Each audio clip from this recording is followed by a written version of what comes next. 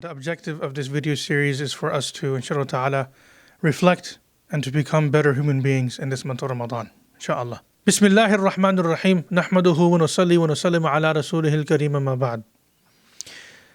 In Surah Al-Kahf, which is also known the cave, there was an incident that took place where Musa and Khidr alayhi salatu wasalam, they went on a journey, and the intent is not to go through the entire incident here, but I want to highlight one of the things that took place in that incident. They went into a place where people were living, a village, town, etc. And the norm was that at that time was for people to showcase basic hospitality. They were refused that hospitality, and on top of that, they went into a specific area. They found this dwelling, this home, etc. The wall was leaning over. It was about to fall. And against all circumstances, against all norms, you could imagine you refuse hospitality and you're not welcomed, etc. You still go and fix this wall of this dwelling, of this home, etc. that belongs to two orphans. Against all odds. Fast forward. We learn that Khidr والسلام, tells Musa والسلام, the reason why they went against all odds and they fixed that wall. وَكَانَ تَحْتَهُ كَنْزٌ لَهُمَا.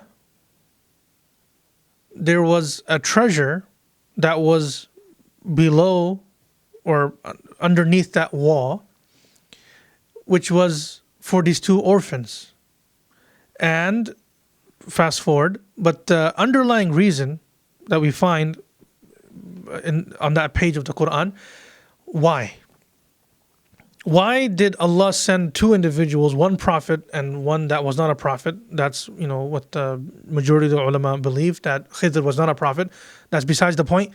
Why did they go and straighten that wall? Because there was a treasure underneath that wall that belonged to these two orphans, and when they were going to grow older, they were going to take that out for themselves and for them to have, something to stand on when they grow up.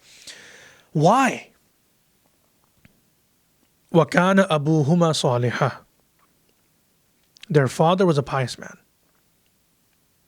So let's time out. Let's pause here. The father's piety, let alone saving the iman of his two boys after he passed away, let alone saving their iman, let alone saving their faith, Allah protecting their faith, Allah protected their worldly possessions. And you and I both know the value of these worldly possessions and Allah, according to Allah subhanahu wa ta'ala. It's nothing. Allah has no value for worldly possessions.